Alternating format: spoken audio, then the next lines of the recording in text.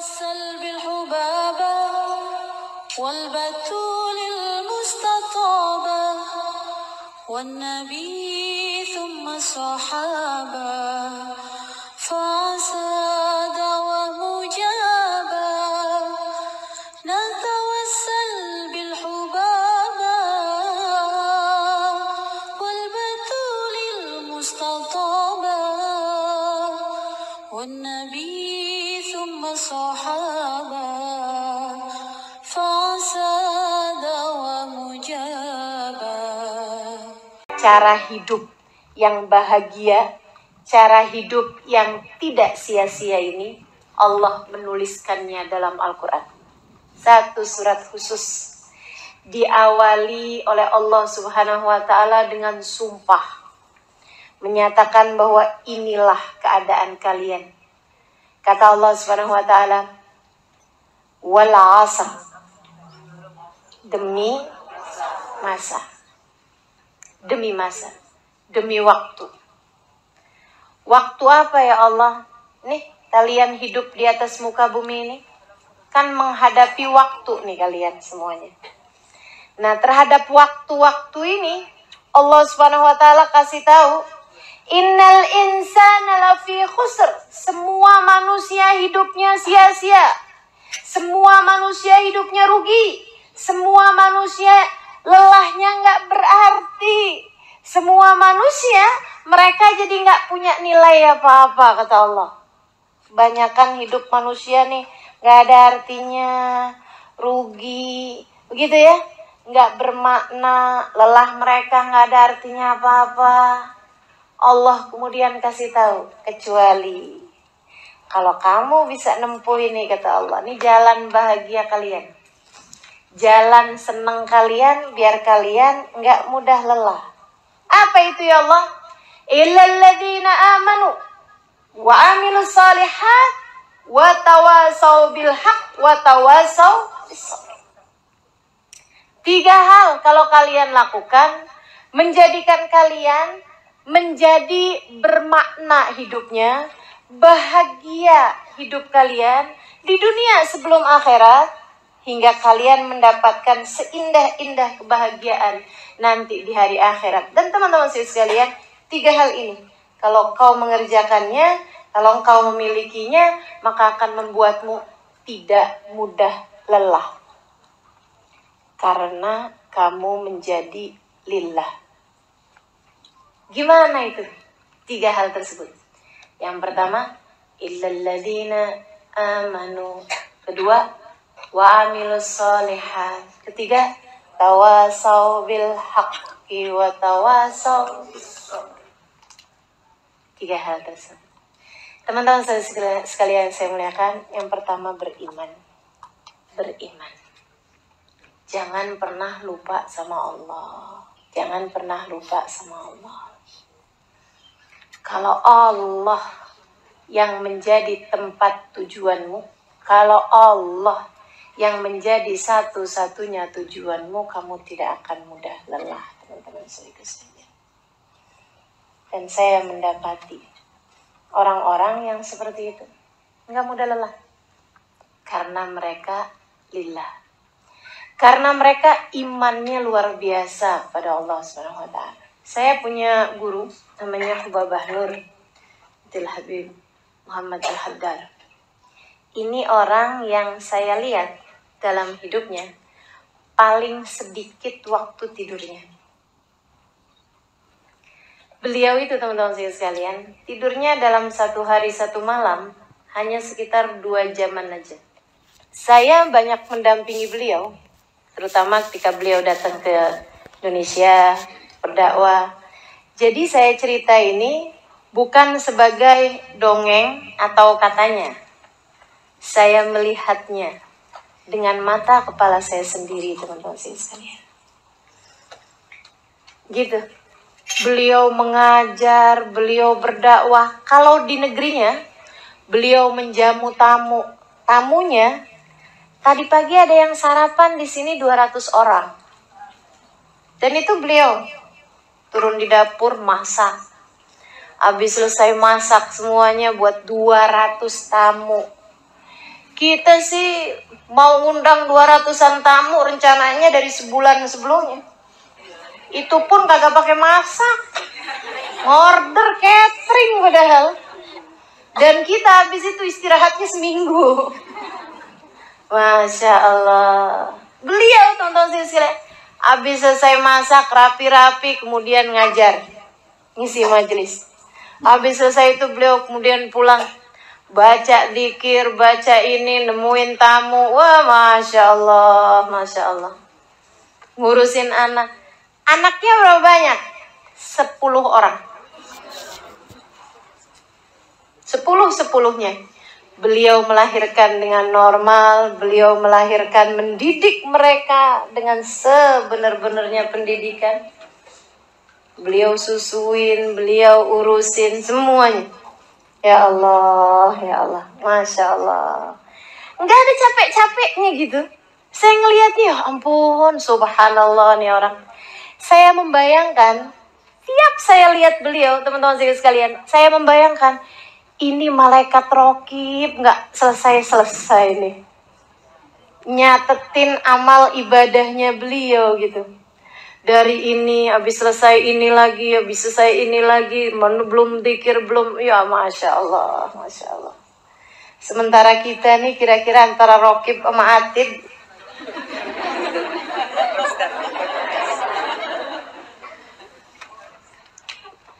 Sehingga sekalian yang saya muliakan, satu hari menantu beliau cerita, waktu kedatangan beliau sekitar 3 tahunan yang lalu, 4 tahunan yang lalu, Indonesia, ada menantunya bercerita.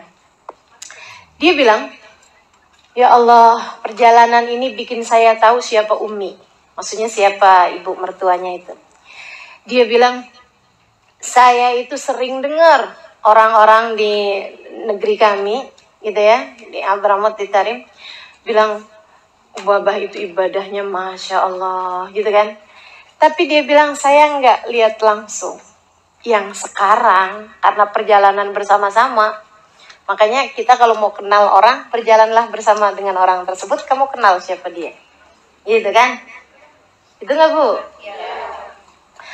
Beliau bilang, si menantunya ini bilang, dia bilang ada satu hari, Babah hari itu lagi di Kalimantan.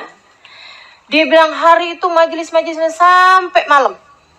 Habis itu kemudian kami pun pulang. Dia bilang hari itu putri beliau, beliau ada bawa 2 orang putri waktu itu. Putrinya yang satu diundang majelis ke tempat yang lain, yang satunya lagi pulang ke Jakarta. Jadi yang menemani Hubabah Nur ini hanya menantunya ini. Jadilah kami pun kemudian satu kamar bersama-sama, dia bilang. Dan baru kali itu, menantu ini ya, baru kali itu kami satu kamar bersama-sama. Menantu sama mertua kan jarang satu kamar, Ibu ya. Dia bilang saya kemudian satu kamar. Dia bilang saya pun udah jam-jam sekitar jam 10-an gitu. Dia bilang saya gosok gigi, siap-siap mau tidur. Habis selesai, kemudian Babah masuk kamar mandi, gosok gigi ini apa, saya pikir mau tidur juga. Beliau kemudian bilang sama saya, habis selesai keluar dari kamar mandi, saya rasanya kayak nggak enak gitu, udah baringan sebelum Babah baringan.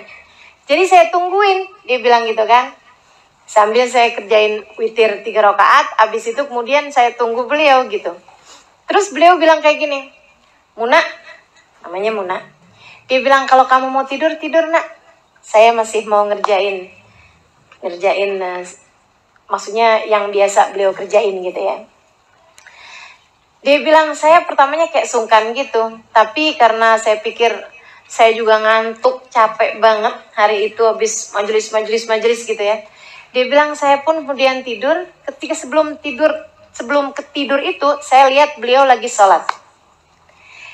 Dia bilang saya bangun entah jam berapa, saya lihat Hubabah tuh belum ada juga di samping. Saya kemudian lihat gitu, beliau lagi baca Quran. Habis itu saya pun tidur lagi. Dia bilang saya kebangun, kayaknya udah jam-jam 2-an gitu. Dan saya lihat tempat tidur di samping ini masih rapi juga gitu. Saya pikir Umi mana sih, udah rada gelap, beliau udah gelapin gitu. Tapi ternyata beliau nggak ada, adanya lagi sujud. Maksudnya nggak lagi baringan di sofa atau apa, tapi masih lagi mengerjakan sholat, masih dengan mukenanya juga lagi sujud. Dia bilang, saya pun kemudian tidur lagi yang capek banget gitu ya. Abis itu saya dibangunin, yuk Muna kita sholat subuh nak. Dia bilang, dan saya tahu persis karena tempat tidur kami masih rapi, tempat tidur beliau sisinya tuh masih rapi. Dia bilang pagi hari beliau kemudian baca zikir-zikirannya sampai terbit matahari. Habis itu kemudian beliau sholat duha ini apa, habis itu dijemput untuk majelis. Dan beliau datang dengan penuh semangat, habis mandi gitu. Dia bilang, saya dapetin beliau itu nggak ada rasa lelah, nggak ada rasa capek. Saya hanya mendapati beliau sempat ketiduran di dalam mobil ketika membawa kami pergi ke majelis itu. Dia bilang, itu aja tidur beliau. Dari sekitar 24 jam saya mendapati bersama dengan beliau. Ketiduran di mobil, itu doang yang dianggap sebagai tidurnya. Dan mereka sehat, teman-teman saudara sekalian. Dan mereka nggak lelah, teman-teman saudara sekalian. Kenapa? Di depan mereka berdirikan tujuan mereka, ridha Allah subhanahu wa ta'ala dan surga sebagai tempat kembalinya. Salah satu dari teman saya yang ikut dalam rombongan tersebut, ada salah satu sahabat saya dari Abu Dhabi. Dia cerita dalam rihlah tersebut. Dia bilang gini, berapa waktu yang lalu, Ustazah Halimah, dia bilang, kami lagi bicara-bicara, ngobrol-ngobrol antara Ubabah Nur, putri-putrinya, sama rombongan yang memang datang dari negeri Arab. Semuanya pada ngeluh gitu. Ya ampun, saya udah capek banget nih. Capek banget bahasa kita ya. Udah lelah sekali gitu. Berapa hari kita kurang tidur, berapa hari kita perjalanan terus. Ada lagi satunya ngadu lagi, iya anak yang saya tinggalin sampai telepon, mama kok nggak pulang-pulang, gini begitu, semuanya gitu. Sampai kemudian habis mereka pada curhat gitu, pada ngomong kayak gitu, mereka capek gini gitu. Ubabah bilang, bener nih yang saya ceritain tadi nih, yang hanya 2 jam aja tidur beliau itu pun juga sudah beliau anggap banyak gitu ya. Beliau bilang seperti ini, teman-teman sekalian. Dia bilang, iya nih, saya juga capek. Dengerin teman-teman sekalian, saya juga capek. Karena capek adalah sesuatu hal yang normal untuk dirasakan. Dia bilang, saya juga capek. Terus si ini, anaknya beliau yang paling kecil, tadi telepon, katanya gitu. Dia bilang, mama nih gak pulang-pulang, Umi nih gak pulang-pulang, kapan dong Umi pulang? Gitu. Dia bilang, saya juga pengen pulang, maksudnya pengen cepet ketemu juga sama dia gitu. Saya kangen sama dia, kata Hubaba. Normal sekali teman-teman sekalian. Sebagai manusia berasa rindu, sebagai manusia berasa lelah. Beliau bilang, tapi saya juga kalau di rumah, maksudnya di Tarim, dia bilang saya juga capek. Dan semua orang juga tahu itu. Jamu tamu, sampai tamunya nggak habis-habis teman-teman sekalian. Punya pondok pesantren, mengajar di pondok pesantren tersebut, mengisi kajian-kajian di seluruh kota Tarim dan sekitarnya. Dan bersama dengan itu ibadahnya, zikirnya, Qur'annya nggak pernah selesai-selesai. Anaknya 10, kebayang. Suaminya ulama, kebayang. Kayak apa lelahnya gitu. Beliau bilang, tapi saya juga di mana-mana juga capek. Saya pulang ke rumah pun saya juga capek. Ya udah nggak apa-apa deh. Nih, ini poin nih. Nggak apa-apa deh, saya capek-capek di dunia. Ntar saya mau istirahat kalau udah masuk dalam kuburan. Saya akan istirahat kalau saya sudah masuk dalam kuburan. Kata teman saya yang cerita ini, yang dari Abu Dhabi ini, dia bilang, saya sering dengar istilah, lelah-lelahlah kamu di dunia, nanti biar di hari akhirat kamu istirahat. Saya sering dengar istilah itu. Tapi ketika itu diucapkan oleh seseorang yang kami tahu, beliau telah menjadikan hidupnya untuk Allah subhanahu wa ta'ala, berlelah-lelah tanpa ada henti-hentinya, tanpa ada istirahatnya, tanpa ada pikniknya, tanpa ada kayak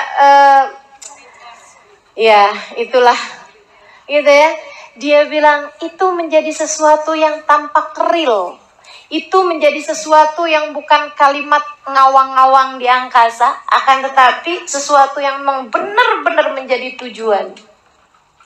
Teman-teman saudaraku sekalian saya muliakan, kamu jika memiliki alladzina amanu illalladzina amanu, jika imanmu kepada Allah Subhanahu wa taala kuat, memberdirikan hari kematianmu di depan mata, menjadikan Allah sebagai satu-satunya tempat tujuan, teman-teman saudaraku sekalian, penatmu menjadi ringan kamu rasa.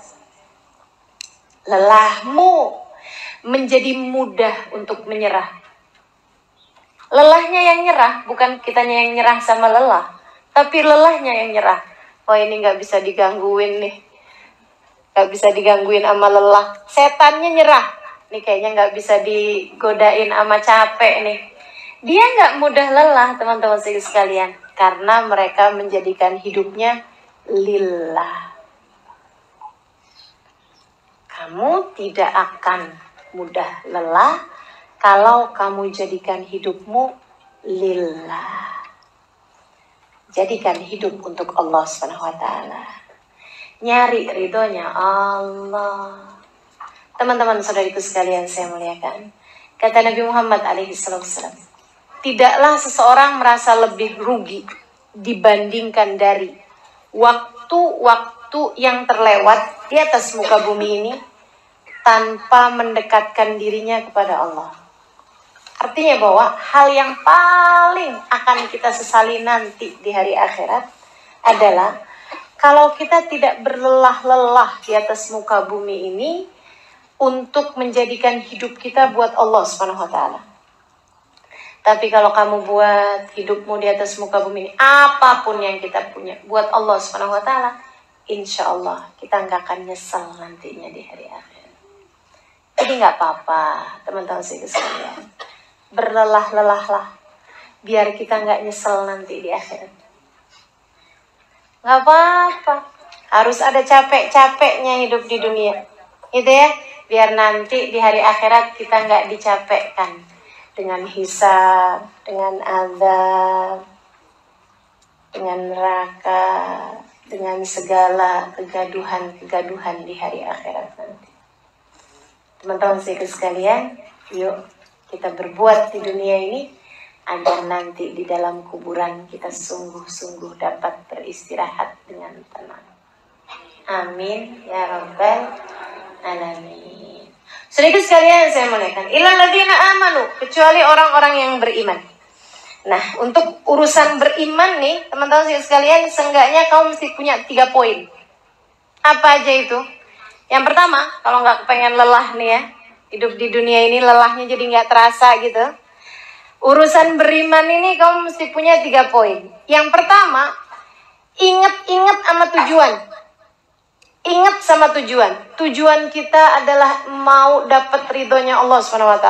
Teman-teman sekalian, orang loh mau dapat ridhonya suami itu aja penuh perjuangan, betul nggak? Orang mau dicintai sama siapa misalnya, sama pejabat misalnya gitu ya, mau dekat sama pejabat itu aja perlu perjuangan. Mau dekat sama orang hebat perlu perjuangan, bukan?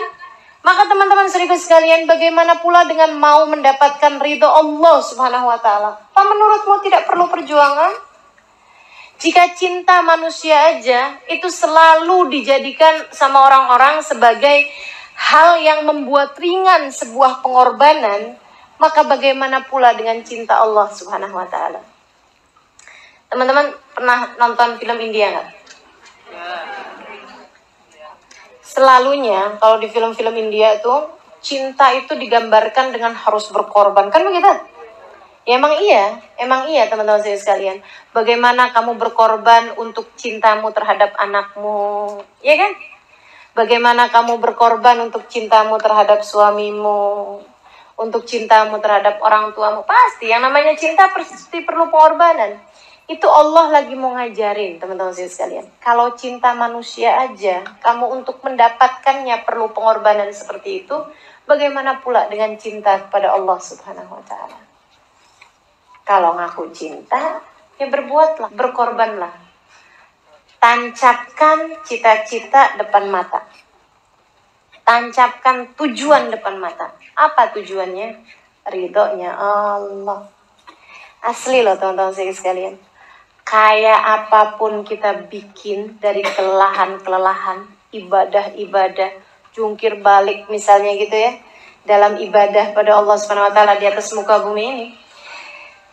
Kalau nanti di saat ajal menjemput kita, kemudian Allah bisikkan di telinga kita, ya ayyatuhan nafsul mutmainnah, irji'i ila rabbiki radiyatan mardiyah, fadkhuli fi ibadi, wadkhuli jannati. Wahai pemilik jiwa yang tenang, kembalilah kamu kepada Tuhanmu, radiyah, kamu diridhoi, mardiyah, radiyah, kamu ridho kepada Allah, mardiyah, kamu diridhoi oleh Allah. Fadkhuli fi ibadi, masuklah kamu ke dalam golongan hambaku, wadkhuli jannati, masuklah kamu ke dalam surgaku. Segala lelahmu terbayar sudah. Andai kamu lelah kayak apaan hidupnya, tapi begitu Allah Subhanahu wa Ta'ala menerima kamu, nggak ada lagi rasa lelah tersebut. Nggak ada artinya apa-apa. Nggak ada artinya apa-apa, teman-teman sekalian. Allah pandai menghargai usaha. Allah tuh, sesuatu hal yang kamu kerjakan, kalau Allah terima, Masya Allah, Masya Allah. Makanya taruh tujuannya depan mata, sehingga menjadi ringan apapun yang kamu kerjakan di atas muka bumi ini. Tujuan yang pertama. Teman-teman sekalian, saya muliakan, paham tujuan. Yang kedua, buat skala prioritas.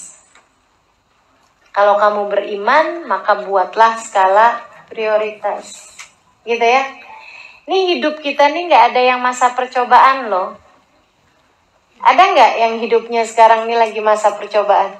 Jadi salah-salah nggak apa-apa deh, lagi masa percobaan. Kamu saya kasih 2 kali hidup, gitu ya. Yang sekarang salah-salah nggak apa-apa, nanti habis itu baru benernya ya. Ini nih masih ujian, tapi ujian bayangan. Ujian yang benernya ntar. Ada nggak yang hidup kita kayak gitu? Nggak ada, teman-teman sekalian. Hidupmu yang sekarang, inilah dia hidupnya. Kalau kamu kehilangan hidup yang ini, kalau kamu kemudian tidak berbuat di hidup yang ini, kamu nggak akan punya apa-apa, teman-teman sekalian. Buatlah skala prioritas. Kalau yang kamu kerjakan di dunia ini hanya untuk dunia, maka dengan apa kamu akan pulang kepada Allah Subhanahu wa Ta'ala? Mau bawa apa? Saya mau sholat duha biar rezekinya lancar. Saya mau baca Quran biar suami saya sayang.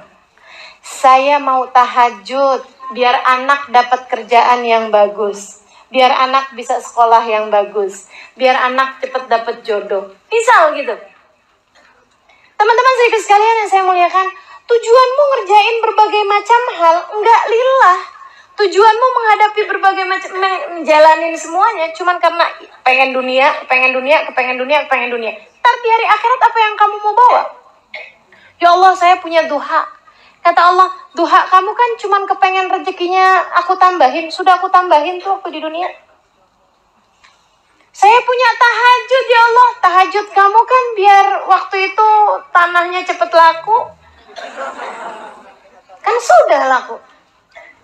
Saya punya Quran ya Allah. Kamu waktu baca Al-Quran itu kan kepengen disayang sama suami. Sudah aku beri waktu di dunia.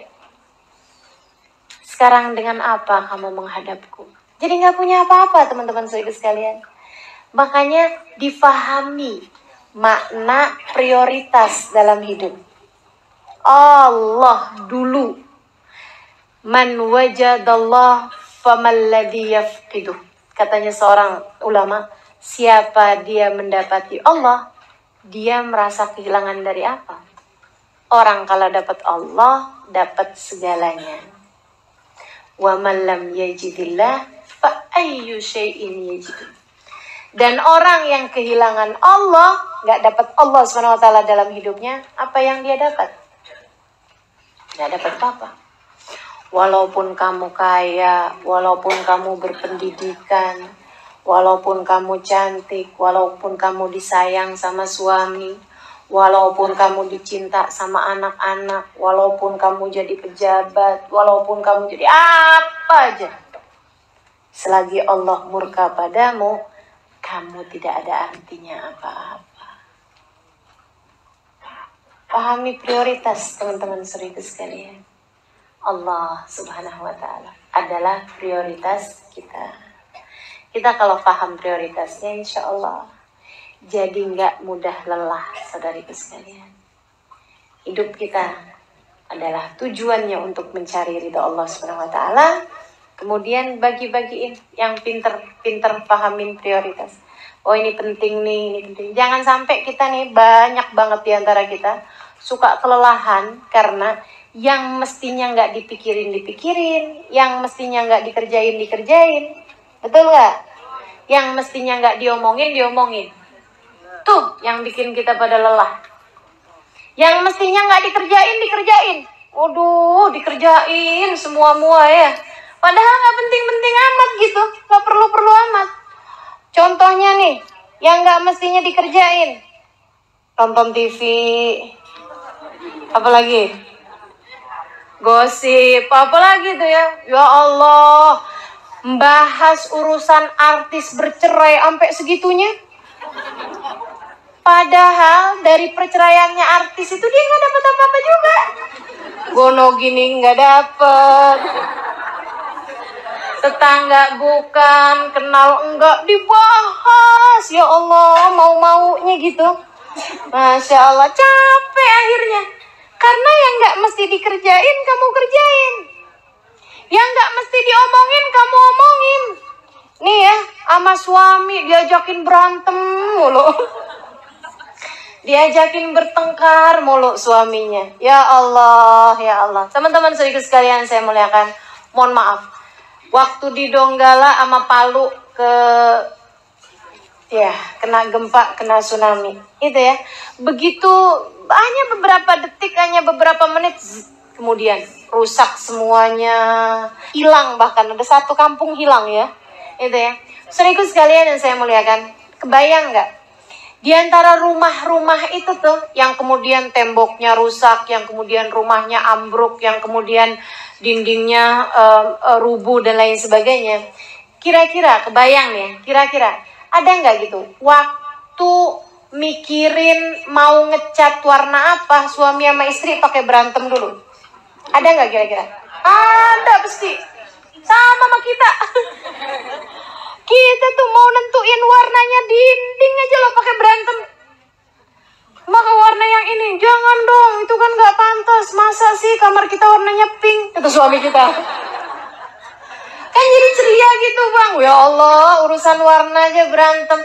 Mau milih apa aja bertengkar. Mau ini aja bertengkar. Masya Allah. Kita tahu bahwa ternyata nggak ada artinya apa-apa. Kalau Allah mau hancurin habis. Dan kemudian kita datang di hari akhirat bawa apa teman-teman saudariku sekalian? Maka pahami makna prioritas. Jangan segala-gala yang nggak perlu dikerjain. Jangan segala-gala yang nggak perlu diomongin. Jangan segala-gala yang nggak perlu dipikirin. Itu membuatmu jadi cepat lelah. Urusannya orang sekampung kamu pikirin semua. Lurah bukan. Ya capek bu. Masya Allah. Pahami makna prioritas. Yang harus kamu kerjakan, kamu kerjakan. Nggak ada yang mewakili, misalnya gitu ya. Kan nggak ada yang mewakili nih. Kayak mohon maaf, kayak kita kalau kebelet mau kamar mandi kan nggak bisa diwakilkan. Iya kan? Nah itu pekerjaan-pekerjaan yang nggak bisa diwakilkan harus kita kerjakan. Jadikan prioritas gitu. Teman-teman sekalian yang saya muliakan, ada dulu sepasang suami istri lagi jalan. Terus kemudian udah kawin lama nih, bangsa 10 tahun gitu ya kawin. Lagi jalan-jalan. 10 tahun belum lama ya. Kalau pernikahannya betah 10 tahun belum lama. Tapi kalau pernikahannya nggak betah, 10 tahun tuh dah. Ya Allah, luar biasa. Teman-teman sekalian, suatu ketika suami istri ini lagi jalan-jalan di taman. Di sebuah malam ada bintang-bintang cakep gitu. Lagi jalan gitu kemudian kedengeran suara. Kuek, kuek, kuek, kuek. Si istri bilang, wah ada ayam. Suaminya bilang, itu bukan ayam sayang, itu bebek. Kata istrinya, ayam kok. Ini istri-istri ini kan suka ngeyel. Kata suaminya, itu bebek sayang. Ayam, itu bebek. Kalau ayam tuh suaranya nggak gitu. Ayam tuh bunyinya petok-petok-petok. Atau kalau nggak puruyuk gitu, itu baru ayam. Kalau yang kayak tadi tuh, itu namanya bebek.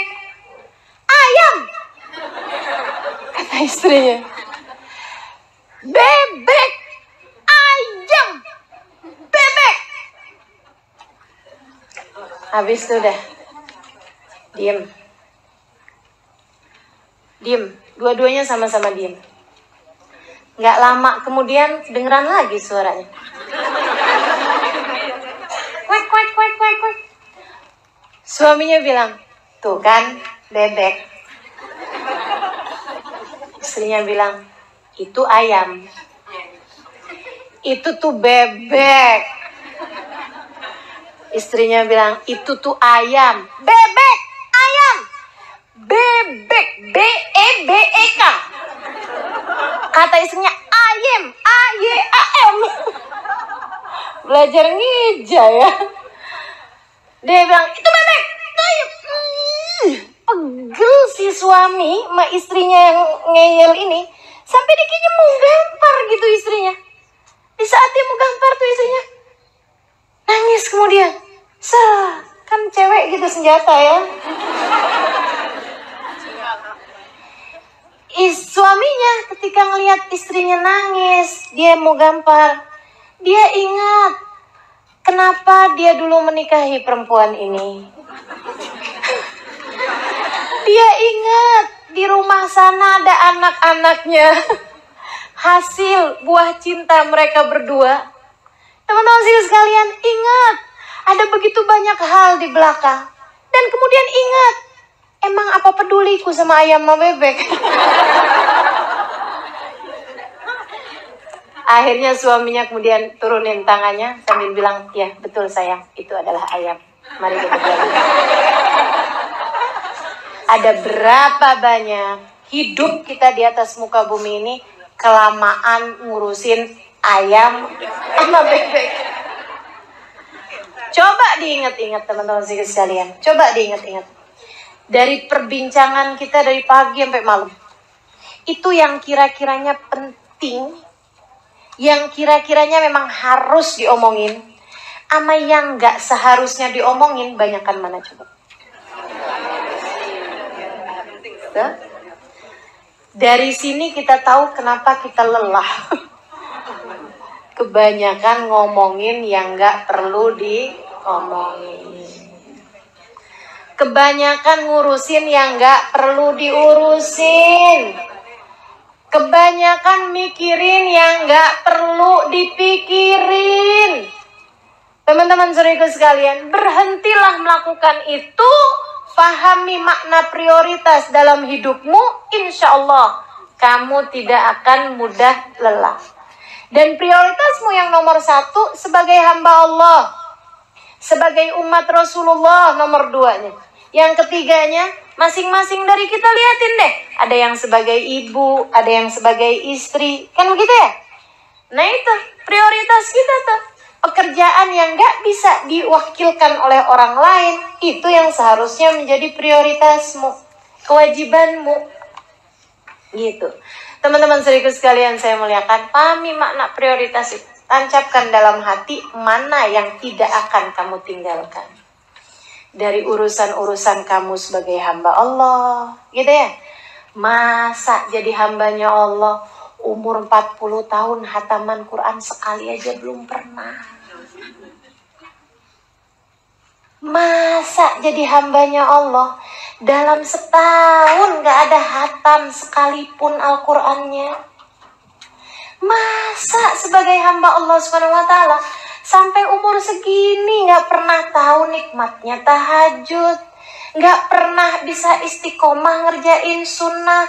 Teman-teman saudariku sekalian, hidup yang mana yang akan kemudian kau bawa menuju akhirat nanti? Jika kemudian hidupmu yang sekarang selalu kamu gunakan hanya untuk melakukan yang tidak sebenarnya kamu perlukan. Agar hidupmu tidak lelah, fahami skala prioritas. Mesti cari tahu yang mana yang prioritas dalam hidup kita. Gitu teman-teman sekalian. Nah, buat pahami makna prioritas ini, kamu mesti ngerjain yang ketiganya. Ya. Manajemen waktunya tuh mesti diatur teman-teman sekalian. Manajemen waktunya mesti diatur. Gimana sih caranya ngatur manajemen waktu? Nih ya, ada dulu seorang dosen mau ngajarin manajemen waktu sama mahasiswa-mahasiswinya. Dia bawa di kelas itu batu, kerikil, pasir, air. Dia kemudian menuhi satu ember itu, dipenuhin semuanya sama air. Ketika kemudian semua ember itu isinya dipenuhi dengan air, bisa nggak muat pasir? Nggak bisa muat kan? Bisa nggak kerikil dimasukin di situ? Udah penuh, nggak bisa. Tumpah airnya. Bisa nggak masukin apalagi batu? Nggak bisa. Kalau misalnya di ember itu dimasukinnya pasir. Habis dimasukin pasir penuh, bisa nggak dimasukin air? Bisa. Tapi bisa nggak dimasukin kerikil? Nggak bisa. Dia bilang, gimana caranya biar semuanya ini bisa muat? Gini dia bilang, yang pertama kali dimasukin mesti batunya. Yang besar-besar, batu yang besar tuh masukin dulu ke ember itu. Habis itu kemudian masukin batu yang kecil-kecil.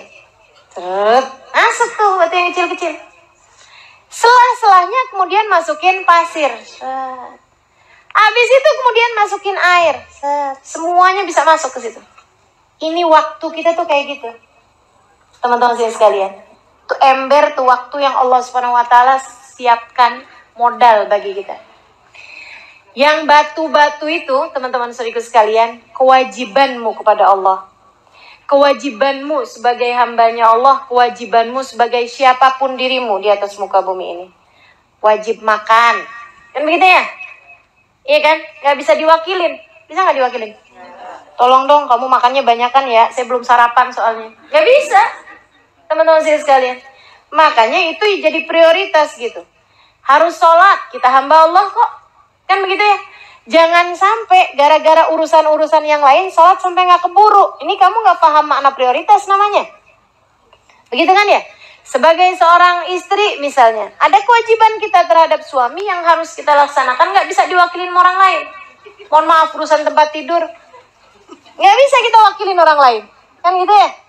Bang, saya lagi capek nih, sama yang lain aja ya. Ya, gak kena gitu.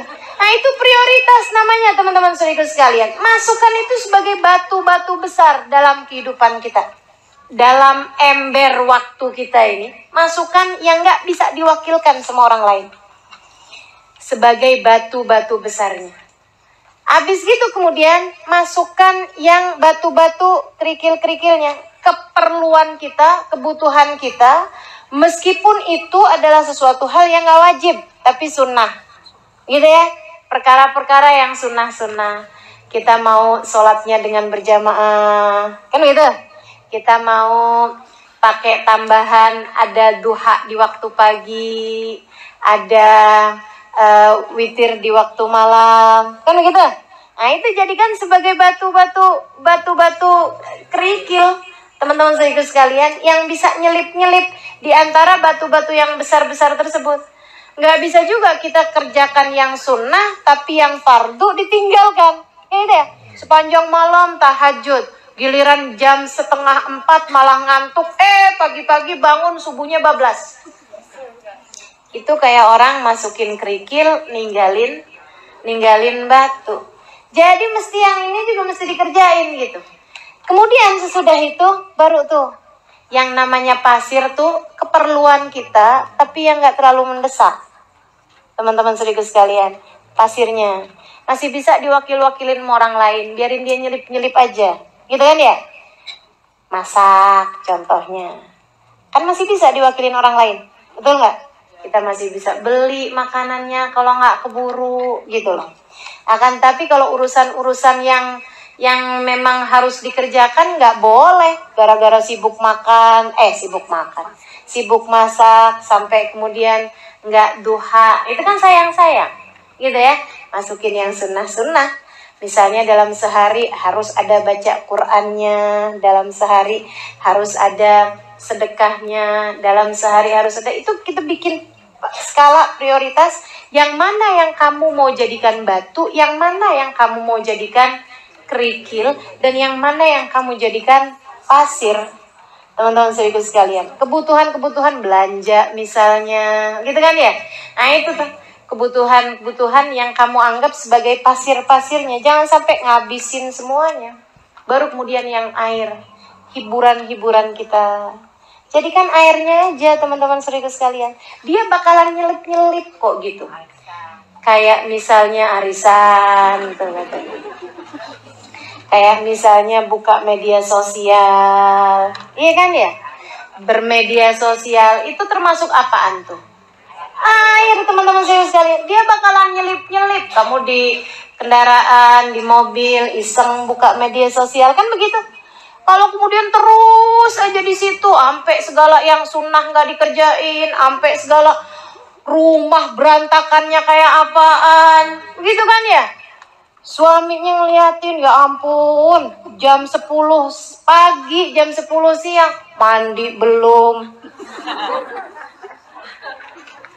Rumah berantakan, masak kagak, pegang HP aja.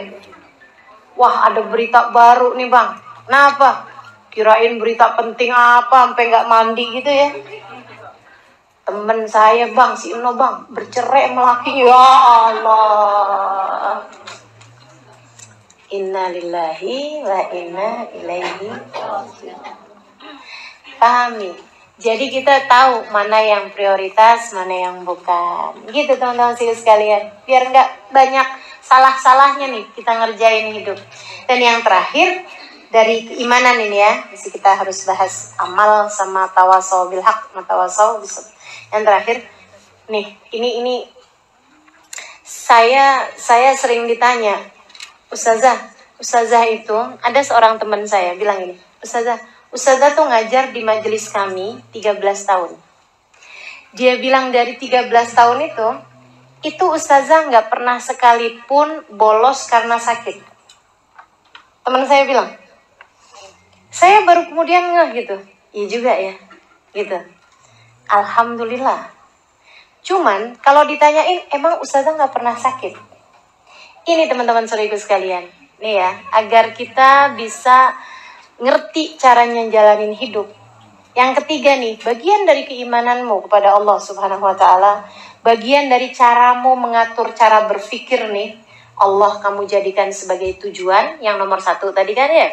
Kemudian yang kedua, pahami makna prioritas, maksudnya yang mana yang mesti kita duluin, yang mana yang boleh kita jadikan selingan dan sebagainya. Yang ketiga, teman-teman saudaraku sekalian, jangan biarkan rasamu mengalahkan fakta.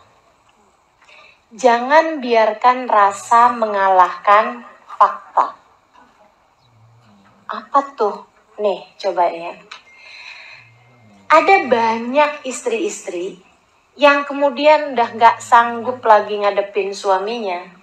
Dia lupa fakta bahwa suaminya adalah suaminya hanya karena rasa cemburu misalnya. Itu dia dikalahkan, rasanya mengalahkan fakta. Saya, ketika faktanya saya harus mengajar, saya udah janji mau datang ke Jogja, gitu kan ya? Itu adalah fakta. Faktanya adalah bahwa di jadwal saya tertulis Jogja. Saya akan berusaha untuk rasa apapun jangan mengalahkan terhadap fakta ini. Maka saya sampaikan kepada kawan yang bertanya itu, saya bilang saya bukan berarti nggak pernah sakit, akan tapi saya tidak biarkan rasa sakit mengalahkan kewajiban saya untuk mengajar. Jadi nggak masalah bagi saya mengajar dalam keadaan sakit. Nggak mengapa bagi saya mengajar dalam keadaan sumpek. Nggak mengapa bagi saya mengajar dalam keadaan kesel. Nggak apa-apa, asal jangan kelihatan itu bagi yang mendengarkan. Kan begitu? Saya tidak mau rasa tersebut mengalahkan fakta, teman-teman saudaraku sekalian. Berapa banyak di antara kita ini yang jadi kecapean sendiri karena urusan rasa.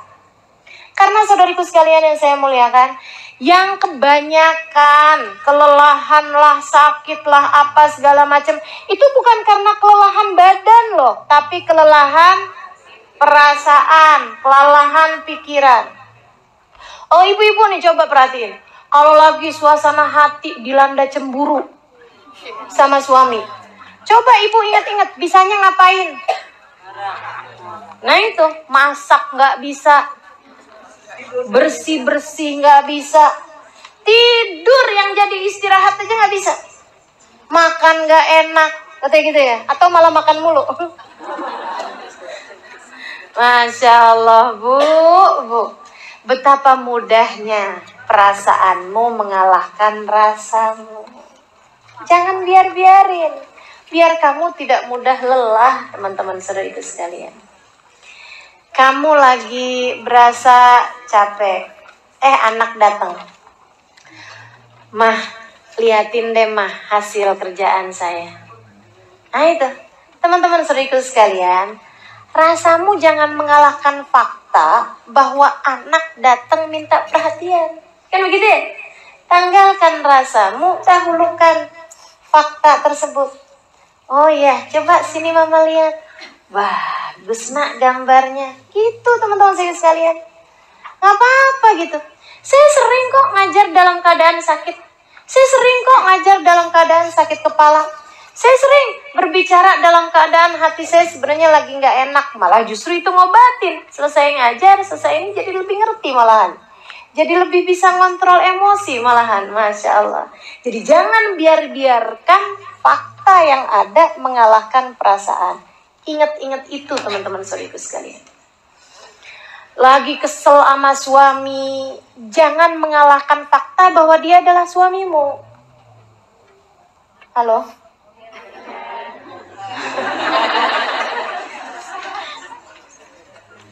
Rasa itu bisa dihilangin, fakta nggak bisa dihilangin. Fakta nggak bisa dihilangin. Maka jangan pernah biarkan yang perasaan itu mengalahkan fakta. Nih ya, ada orang marah-marahin kita, itu fakta. Tapi kamu jawabnya, itu rasa kamu. Kamu nanggepinnya, itu adalah rasa kamu. Dan rasa, itu masih bisa kamu ganti-ganti. Tinggal terserah kamu aja mau dirasain apaan. Ada orang ngata-ngatain gitu ya. Ada seorang ngata-ngatain ulama nih, ibu-ibu teman-teman saya sekalian. Dasar anjing kamu. Mohon maaf nih ya, saya harus sebutkan. Dia bilang dasar anjing kamu. Ini fakta. Kan gitu ya? Ada orang marah-marah sama kita. Ini fakta teman-teman saya sekalian. Namun, bagaimana kamu menanggapinya? Ini adalah rasa. Saudariku sekalian yang saya muliakan. Si ulama ini ketika dibilangin dasar anjing kamu. Beliau kemudian liatin nih. Bagaimana dia fakta tidak mau mengalahkan rasa. Maksudnya jangan sampai perasaan mengalahkan faktanya gitu. Beliau kemudian bilang begini nih, makasih ya atas pujiannya. Gimana sih, saya nggak lagi muji kamu kok. Oh, saya dengarnya sebagai pujian, itu kan terserah saya mau nanggepinnya dengan rasa apa.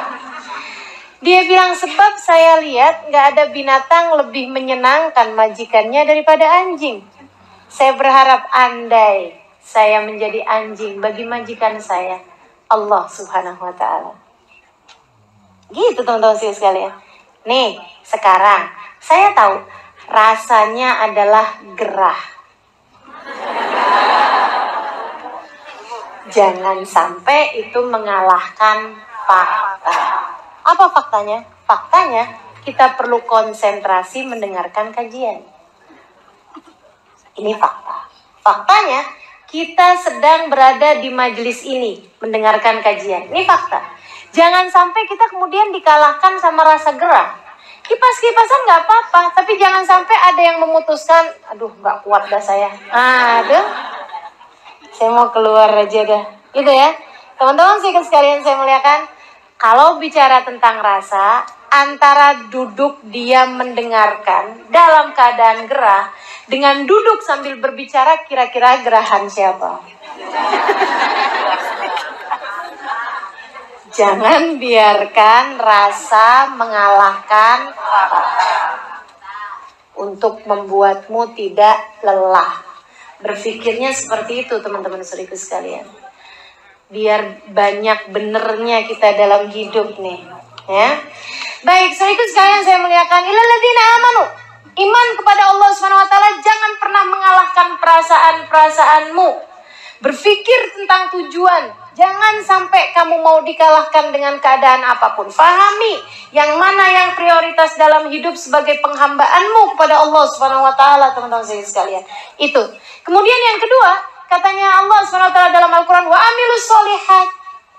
Orang yang hidupnya tidak sia-sia, orang yang hidupnya bermakna adalah mereka-mereka yang selalu amilus solihat. Kerjakan kebaikan. Kerjakan kebaikan. Baik kebaikan antaramu dengan Allah Subhanahu wa taala ataupun pun kebaikan dengan antaramu dengan sesama manusia, teman-teman sekalian. Kerjakan kebaikan untuk dirimu sendiri. Kerjakan kebaikan untuk dirimu sendiri. Kerjakan kebaikan yang menjadi jalanmu dengan Allah Subhanahu wa taala. Kerjakan kebaikan.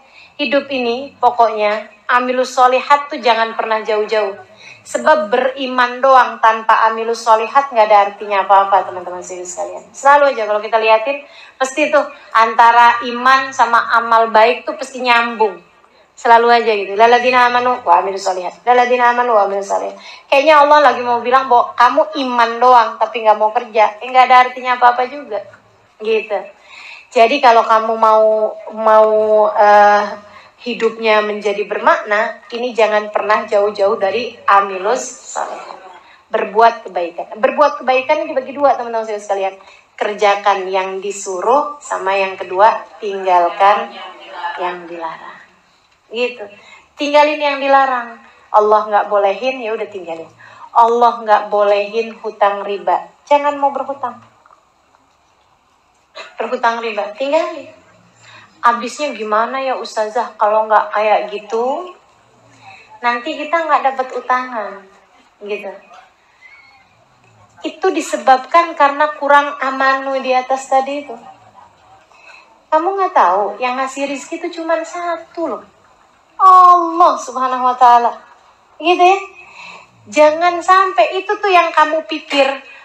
Kalau saya nggak berhutang, saya nggak akan bisa makan. Saya nggak akan bisa bayar cicilan, saya nggak akan bisa ini. Itu perasaan loh, bukan fakta.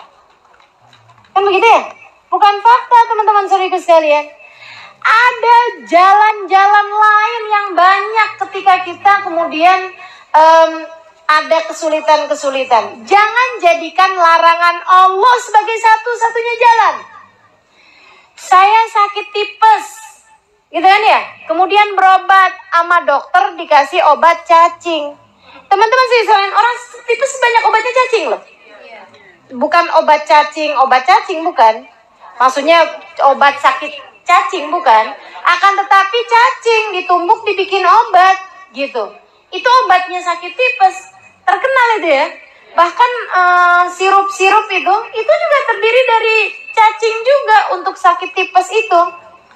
Teman-teman saudaraku sekalian yang saya muliakan. Nah ini, apakah itu benar-benar bisa ngobatin? Iya betul. Akan tetapi selain daripada itu, yang dilarang, katanya Nabi Muhammad SAW, Allah Subhanahu wa taala tidak menciptakan obat dari sesuatu yang najis. Artinya bahwa selain daripada obat yang najis tersebut pasti ada obat yang suci. Jadi kamu jangan berobat dengan sesuatu hal yang najis.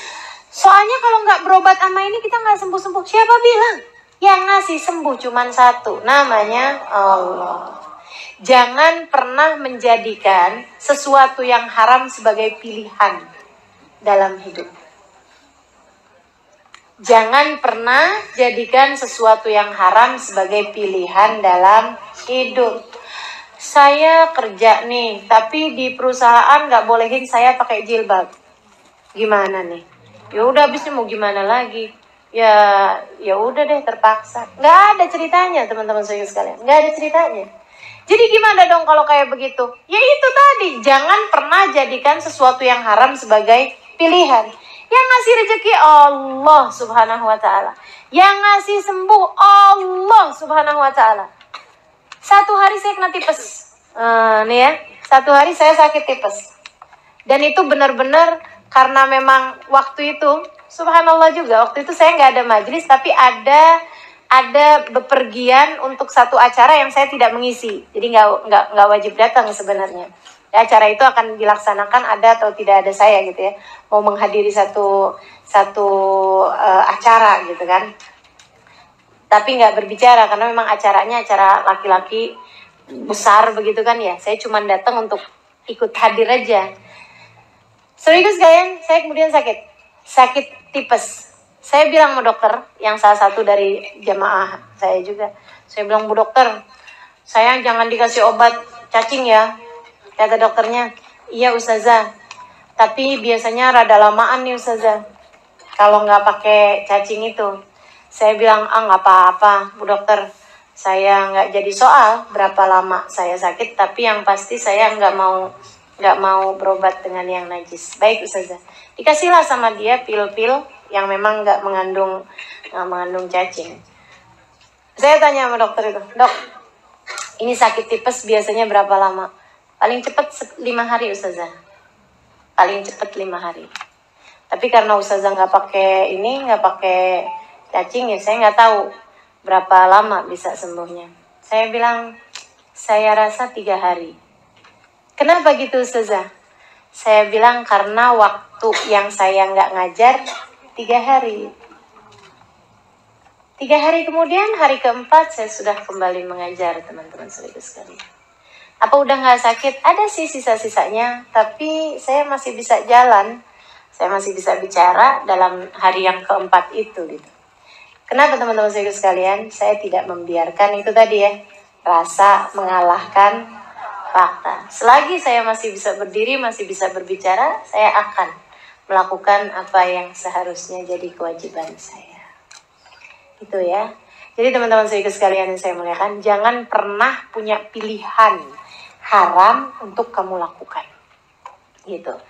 Dan saya mau kasih tahu sama teman-teman bahwa kalau ada pilihan mengerjakan yang haram, itu selalu setan tuh ngasih pilihan bahwa ini enak gitu. Sekalian yang saya muliakan, tidak ada yang enak dalam maksiat kepada Allah Subhanahu wa taala. Gak ada yang enak dalam maksiat kepada Allah.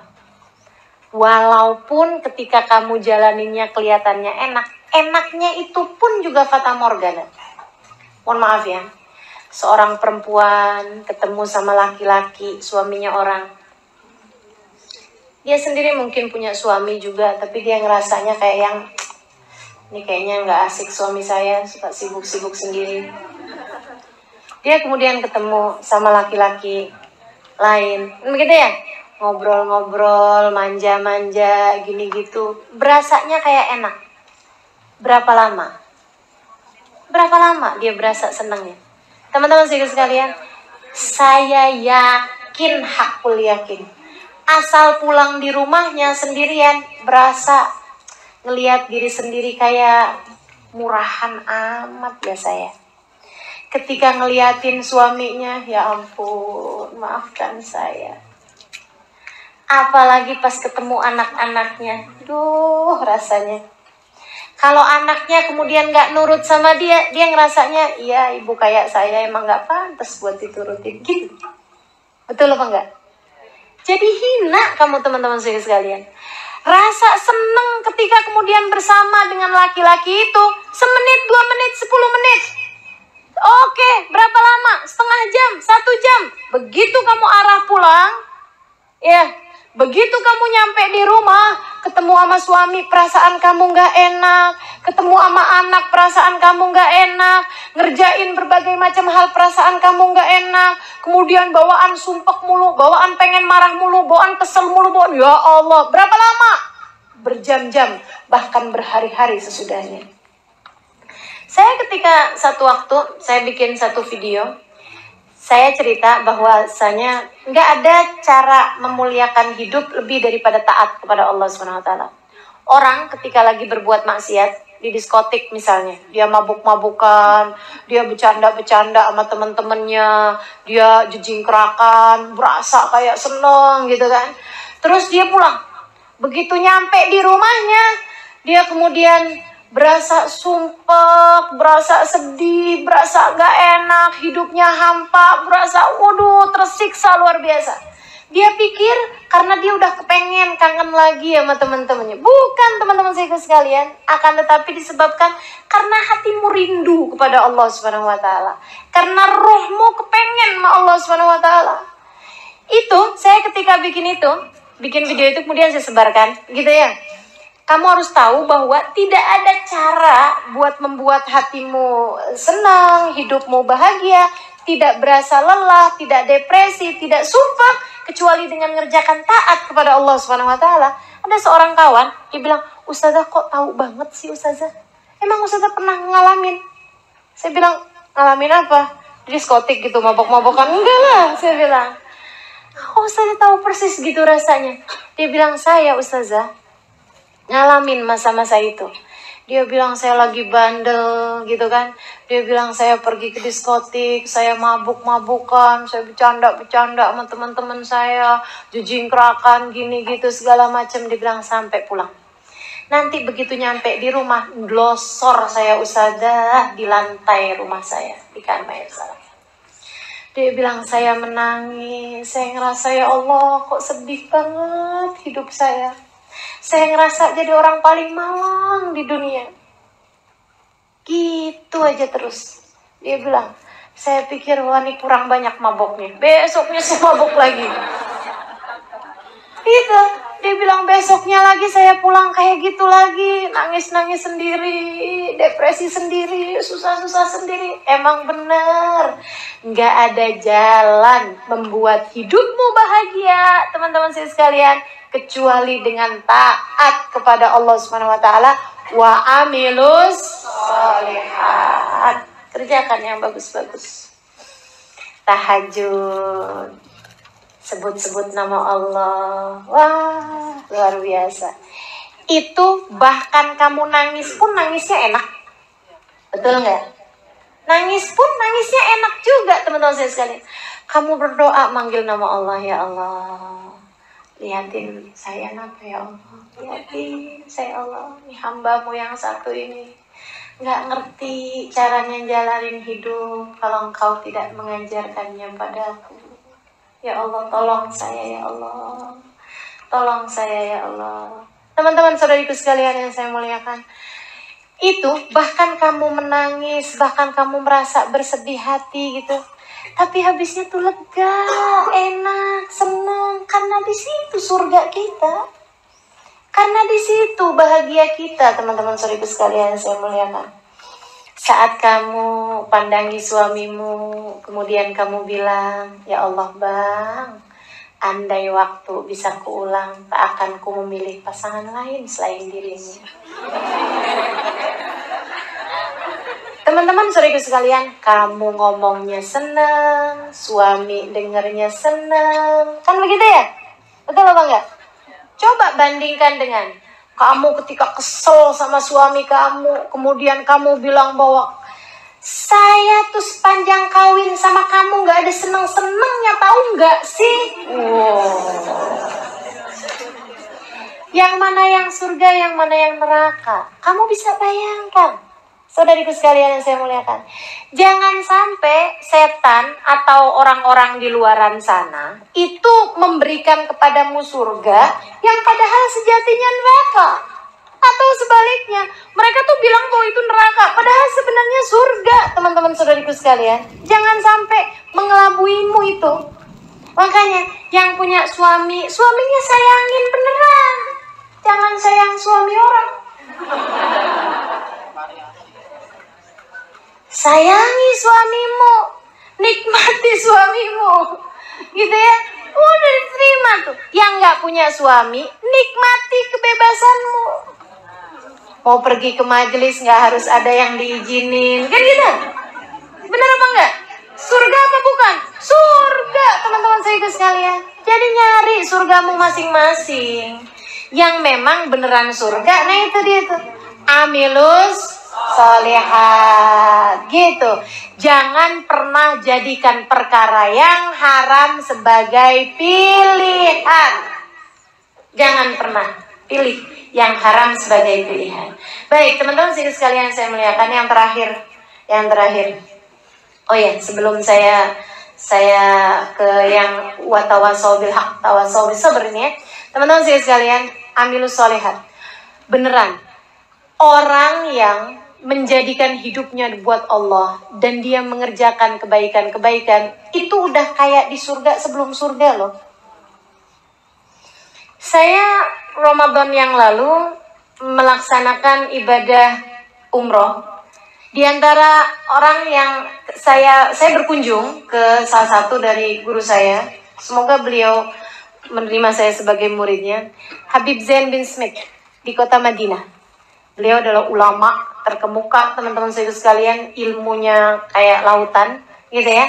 Tinggalnya di kota Madinah. Saya bincang-bincang sama putri beliau, namanya Hubabah Rodiyah. Saya tanya, gimana kabarnya Habib Zain? Dia bilang, Habib Zain, Halimah, Habib Zain, dia ada dalam surganya sendiri. Beliau kemudian cerita, saya tuh Halimah, kalau lagi sama Abah, sama Walid, dia bilang, kalau saya lagi sama Abah nih di rumah sini, beliau punya rumah sendiri, udah punya anak, bahkan udah punya cucu, anaknya Habib Zain ini ya. Rumahnya beberapa rumah aja dari situ, jalan kaki dia dari rumahnya ke rumah Abahnya. Dia bilang, saya kalau lagi di rumah Abah, rasanya kayak lagi di surga. Abah baca Quran, kita baca Quran bareng, kita baca sholawatan bareng, baca zikir bareng, sholat berjamaah, Abah ngupas tafsirnya Quran, Abah bicara tentang hukumnya apa, gitu kan ya. Abah bicara tentang para nabi, cerita tentang orang soleh, cerita tentang para salaf, orang-orang yang terdahulu gitu ya, yang sudah meninggal dunia gitu, cerita tentang gurunya, cerita tentang, Masya Allah, kayak di surga. Dia bilang, semua kebaca, semua terlaksana, semua kebaikan-kebaikan semuanya. Dia bilang, nanti saya kalau nyampe pulang ke rumah, dia bilang, yang listrik mati lah, yang anak ngadu sakit lah, yang ini, saya kayak balik ke dunia gitu. Ya dari surga gitu ya, balik lagi, oh ternyata saya masih di dunia, kayak gitu. Dia bilang, nanti kok saya balik ke tempat Abah lagi, Allah kayak di surga. Masya Allah, zikir, ibadah. Dia bilang, Halimah, Habib Zain bahkan di tiap tangganya punya zikiran tersendiri. Jadi sekedar turun dari tangga, itu udah punya zikiran-zikirannya, teman-teman saudara sekalian. Yang beliau menentukannya untuk diri beliau sendiri. Saya setiap turun tangga zikirnya ini, saya setiap jalan dari situ ke situ zikirnya ini, saya setiap ini, semuanya. Masya Allah, teman-teman saudara sekalian. Dan mereka adalah orang-orang yang paling bahagia hidupnya di dunia ini. Hamba-hamba Allah yang tidak pernah putus dari wa'amilus. Jangan pernah berpikir bahwasanya maksiat, bahwasanya perbuatan dosa adalah sesuatu yang dapat membahagiakan di hidupmu di dunia ini. Apatah lagi di akhirat. Kalau di akhirat mah jelas kita udah tahu, gitu ya.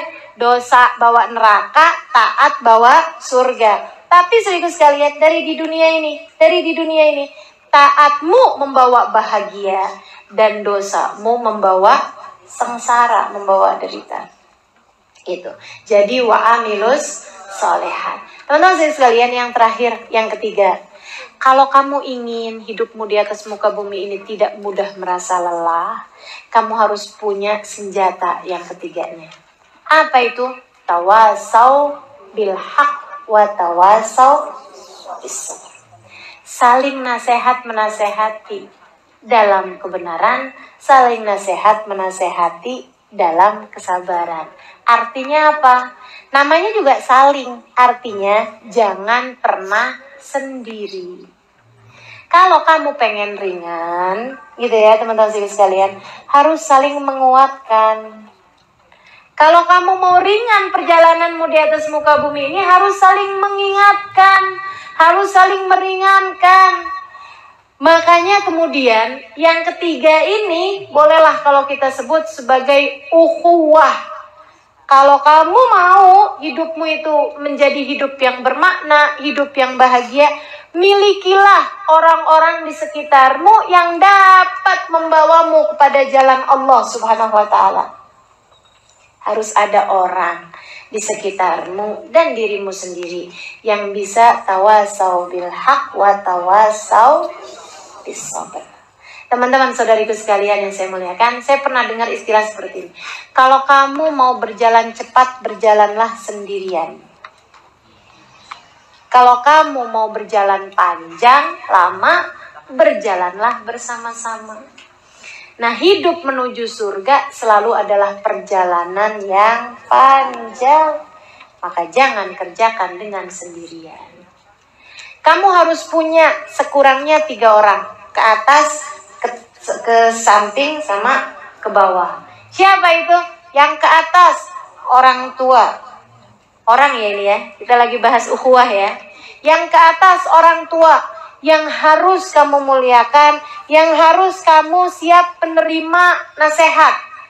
Tawasau bil haq, tawasau bis sabrnya dari orang tua ke kamu kan gitu. Tapi orang tua bukan hanya yang melahirkanmu, mereka juga yang mendidik ruhmu, yaitu para guru. Hidup ini kalau mau ringan, kalau mau nggak mudah lelah, kamu harus punya seseorang yang dapat memberitahumu. Kamu harus begini, kamu harus begitu. Kalau nggak, nyari jalan sendiri susah. Bener nggak? Teman-teman saya sekalian, apalagi kalau kemudian datang ke sana dikasih taunya beda. Datang ke sana dikasih taunya beda. Ya capek hidupnya. Nggak jalan-jalan kamu. Nggak jalan-jalan kita, saudariku sekalian. Kalau kemudian kita terbawa arus gitu ya, tidak menemukan orang yang bisa membawamu menuju kepada jalan Allah Subhanahu wa Ta'ala. Jadi sekalian saya muliakan, datang ke pengajian sana dikasih tahu sholawatan yang banyak, sholawatan tuh berkah. Datang ke pengajian satunya lagi, nggak boleh sholawatan, itu bid'ah. Apa nggak capek hidupnya? Capek. Ini yang mana ya? Abis pergi ke sana pulang-pulang sholawatan. Abis pergi ke sana berhenti sholawatan. Wah, itu prioritas berubah mulu gitu kan ya. Kita udah cari tahu nih yang mana yang batu, yang mana yang kerikil, yang mana yang pasir, yang mana yang air dalam kehidupan kita. Tapi setiap kali ngaji ganti-ganti mulu. Mana batunya, mana airnya, ya ampun. Susah kan hidupnya, capek. Makanya teman-teman saya sekalian, harus ada orang yang bisa memberimu nasihat dalam kebenaran dan kamu dapat memegangnya dengan penuh lapang dada. Kalau kamu nggak punya, minta. Nih masalahnya teman-teman saya sekalian, kita nih suka rada merasa jauh dari Allah Subhanahu Wa Taala, nggak suka minta. Kalau urusan dunia aja kita mintanya serius bener. Tapi urusan-urusan yang seperti ini jarang ada yang minta di antara kita. Siapa di antara kita yang dari sejak kecilnya minta, ya Allah karuniakan kepada saya seorang guru yang dapat membimbing langkah kehidupan saya menujumu. Siapa? Ada nggak di antara kita yang berdoa seperti itu? Yang sekarang-sekarang aja udah jarang ya, apalagi dari masa kecil gitu. Minta teman-teman saudara sekalian, nggak apa-apa rada telat-telat, tapi minta sama Allah SWT. Ya Allah, kasih saya Allah. Kasih saya seorang yang dapat membimbing saya sehingga saya bisa mengikuti jalannya ya Allah. Sehingga saya nggak kebingungan lagi mau ngapa-ngapain ya Allah. Harus tuh dalam hidup, sebab kalau nggak lelah kita teman-teman saudara sekalian. Kamu nggak tahu jalannya mau lillahnya itu loh, mau menuju Allahnya. Kalau kamu kemudian tidak ada seseorang yang bisa membawamu untuk menjadi orang yang diingatkan dalam hak, diingatkan dalam kesabaran. Gitu saya sekalian, saya muliakan. Minta, doa sama Allah SWT. Saya ada diceritain, ini tinggal bagian-bagian terakhir ini ya. Saya ada diceritain sama istrinya Habib Zain bin Smith. Namanya Hubabah Maryam, almarhumah. Sekarang beliau sudah wafat. Saya sangat dekat sama beliau karena kalau beliau ke Indonesia, saya yang jadi penterjemahnya. Nah itu beliau satu hari cerita. Dia bilang, saya satu hari dapat pengalaman luar biasa. Ada seorang perempuan muda, dia bilang umur di bawah kamu gini. Dia bilang dia datang ke rumah saya, bertamu di rumah kami. Dia bilang, saya ketika menemui dia lagi ngeliatin fotonya Habib Zain. Habib Zain yang tadi saya ceritain, yang setiap tangganya aja punya zikir, itu ya. Itu beliau, perempuan ini lagi ngeliatin fotonya Habib Zain, diliatin gitu, pandangin. Habib Zain sudah sangat tua ya, usianya mendekati 80-an tahun. Terus dia bilang, saya ketika masuk ke ruangan itu, Assalamualaikum. Terus dia bilang, Waalaikumsalam warahmatullah. Terus dia salam, terus dia nanya gitu, Ibu istrinya Habib Zain? Dia bilang, iya, saya istrinya, saya Hubabah Maryam. Akhirnya kemudian dia ngobrol. Dia bilang, Hubabah, saya itu alhamdulillah selama ini suka baca kitabnya Imam Ghazali, suka baca Quran, suka baca tafsir, suka belajar. Dia bilang, dan saya kerjain amalan-amalan, tahajud, ini apa semuanya kerjain. Dia bilang, tapi saya ngerasa kalau saya tuh nggak punya guru. Jadi saya pun minta sama Allah. Nih ya, saya pun minta sama Allah. Ya Allah, kasih saya guru ya Allah. Saya guru yang dapat membimbing saya di kehidupan dunia ini. Biar saya nggak bingung, biar saya nggak salah gitu. Kasih saya guru. Dia bilang, tadi malam saya tuh tidur. Kemudian saya bermimpi, saya dibangunin oleh seseorang, tapi nggak pakai nyentuh. Di mimpinya itu, cuman bilang gumi. Saya pun bangun, dia bilang, dalam mimpi saya itu saya bangun, dan keadaan saya seperti saya tidur itu. Maksudnya memang keadaannya kayak gitu. Kemudian yang membangunkan saya itu adalah seorang laki-laki usia sekitar 70-an tahun, pakai gamis, pakai pakai surban. Dia kemudian bilang begini nih, Autiri, bangunlah nak, sholat witirlah. Nabi Muhammad bilang, man lam yutir falaysa minna. Siapa yang gak witir, dia bukan termasuk dari kelompok kita. Bangun ayo witir, gitu. Saya kemudian ngerasa bahwa ini adalah ijabah doa saya, bahwa Allah memberikan kepada saya guru. Jadi saya pun nanya gitu sama beliau dalam mimpi saya, siapakah gerangan dirimu ini? Maksudnya man antum gitu loh, siapa engkau gitu. Dia kemudian menjawab, ana Zain bin Smith. Saya adalah Zain bin Smith. Teman-teman sekalian, dia bilang saya kebangun dan saya ngerasa senang banget, alhamdulillah Allah saya kasih guru dalam hidup. Saya buru-buru wudhu, saya kemudian sholat witir. Dia bilang abis itu kemudian pagi-pagi saya googling, baru-baru aja ya berapa tahun yang lalu. Saya googling itu Zain bin Smith siapa sih gitu. Saya tulis namanya gitu, Zain bin Smith. Saya mau tahu gitu itu orang abad kapan, ulama kapan. Ternyata ketika saya lihat, tahulah saya bahwa beliau adalah masih hidup, dan tahulah saya bahwa beliau tinggalnya di Madinah. Saya cari tahu alamatnya Hubabah. Pagi ini saya datang ke rumah ini untuk datang kepada Hubabah dan untuk datang kepada Habib Zain. Terimalah kami sebagai muridmu. Jadi teman-teman saya sekalian, mintalah kepada Allah guru yang membimbing dalam kehidupanmu itu. Biar kamu nggak bingung-bingung, biar kamu nggak lelah, saudariku sekalian saya muliakan. Dan Allah belum tentu kemudian memberikan kepadamu guru di dunia. Maksudnya guru yang masih hidup. Bisa jadi juga kalau dijabah sama Allah SWT, Allah langsung membimbingmu bisa. Tapi tidak kemudian menjadikan, nih ya, bahayanya orang kalau nggak punya guru. Jangankan orang yang nggak punya guru, orang yang belajar dari kitab tanpa guru, mangkana syekhuhu kitabuh, karena iblis yakunu syekhuh. Siapa yang belajar hanya dari buku, nggak ada gurunya, nggak ada pemandunya, maka setan yang akan datang sebagai gurunya. Baca Quran, dipaham-pahamin sendiri, pakai dari terjemahan pula. Teman-teman saya sekalian, yang ada salah-salah kita. Makanya minta sama Allah SWT, minta doa, minta sama Allah SWT. Ya Allah, kasih saya guru yang membimbing saya. Itu kalaupun gak dikasih orang yang masih hidup, Allah akan karuniakan kepadamu guru-guru yang sudah meninggal dunia mungkin, yang akan terus membimbingmu, atau yang pastinya seperti dituliskan oleh Syekh Abu Bakar Syato dalam kitabnya I'anatul Talibin, man akthar minas salati ala nabi sar Nabi sallallahu alaihi wasallam syekhu. Siapa yang banyak selawatannya kepada Nabi dan dia doa minta sama Allah, ya Allah karuniakan kepada saya seorang guru, ada banyak di antara mereka yang Nabi Muhammad kemudian menjadi guru dalam hidupnya.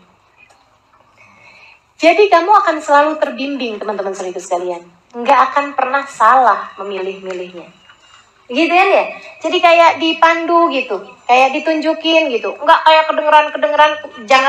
Jangan berpikir ini sesuatu yang mistik ya. Jangan berpikir kemudian akan ada orang yang kemudian nuntun kamu, pegangin kamu, itu enggak gitu. Tapi terbimbing dalam hidup. Paham maksud saya? Paham maksud saya?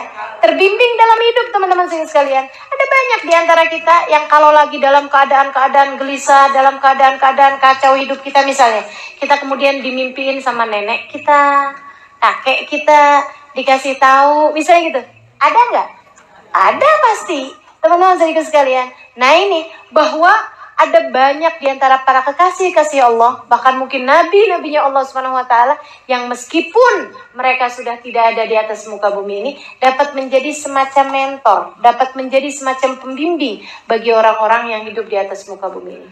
Ala kulli hal, kalaupun tidak seperti itu, orang yang selalu minta kepada Allah SWT pastilah akan diijabah. Allah SWT akan tunjukkan kepadamu dengan sendirinya siapa yang seharusnya kamu dengarkan, siapa yang seharusnya tidak perlu kamu dengarkan. Karena teman-teman sekalian, kalau kita buka YouTube misalnya, itu ucapan-ucapan para ulama-ulama kan bisa saling berbeda-beda banget. Bener nggak? Menanggapi kasus-kasus yang terjadi aja, bisa yang satu di ujung, yang satu di ujung. Terhadap misalnya, mohon maaf, pembakaran kalimat la ilaha illallah yang ada dalam bendera. Kan begitu ya? Itu bisa yang satu berpendapatnya, yang satu bisa berpendapat sebaliknya, teman-teman saudaraku sekalian. Maka begitu banyaknya hal yang membingungkan di atas muka bumi ini, kita akan semakin bingung kalau kita nggak punya guru. Minta sama Allah SWT, ya Allah kasih saya, Allah kasih saya. Kalau kita minta, insya Allah dikasih Allah SWT. Gitu ya, tawasau bil haqqi, tawasau bisobr. Ke atas, milikilah guru. Ke samping, milikilah sahabat-sahabat yang membuatmu kalau bersama dengan mereka kamu jadi mudah mengerjakan ketaatan. Gitu ya, cari orang-orang yang dekatmu sama mereka bikin kamu jadi semakin baik. Karena nular, teman-teman saudaraku sekalian, asli berteman itu nular. Katanya Nabi Muhammad SAW, teman yang baik seperti pedagang minyak wangi. Kamu kalau bersama dengan dia, kamu bisa dikasihnya minyak wangi. Atau kamu bisa beli minyak wanginya. Atau sekurangnya, kamu keluar dari sana dalam keadaan berbau wangi.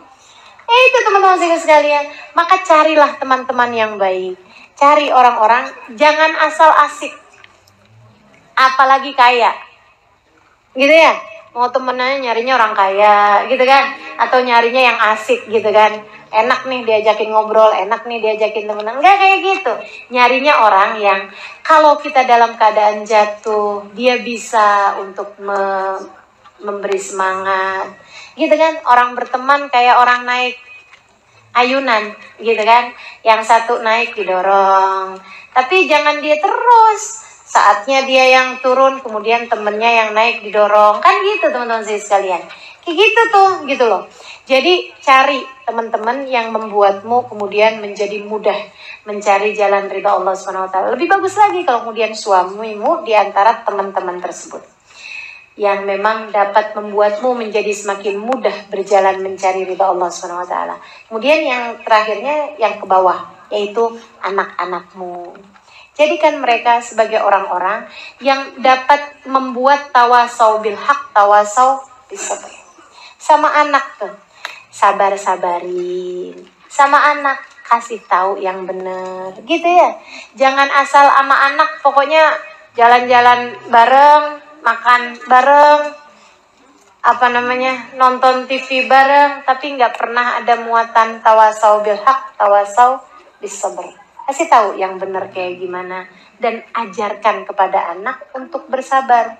Dan teman-teman sekalian, nggak bisa kita ngajarin anak kita untuk bersabar kalau kitanya nggak punya itu. Kalau kitanya kemudian begitu dengar ada orang ngomong nggak enak, marahnya kayak apaan gitu ya, anak akan belajar itu gitu. Dia pun akhirnya jadi kayak begitu juga, tersinggungan kan gitu kan. Nah itu ya, mudah baper gitu ya, karena memang ngelihat emaknya kayak begitu gitu.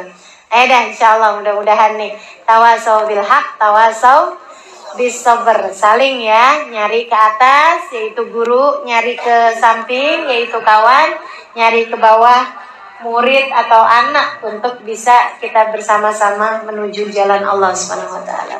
Rabbana zalamna anfusana wa illam taghfir lana wa tarhamna lanakunanna minal khasirin. Rabbana atina fid dunya hasanah fil akhirati hasanah wa qina adzabannar. Wa subhanakallahumma wa tahiyatum fiha salam. Akhiru da'wana anil hamdulillahi rabbil alamin. توسل بالحبابة والبتول المستطابة والنبي ثم الصحابة فعسى دعوة مجابة نتوسل بالحبابة والبتول المستطابة والنبي ثم الصحابة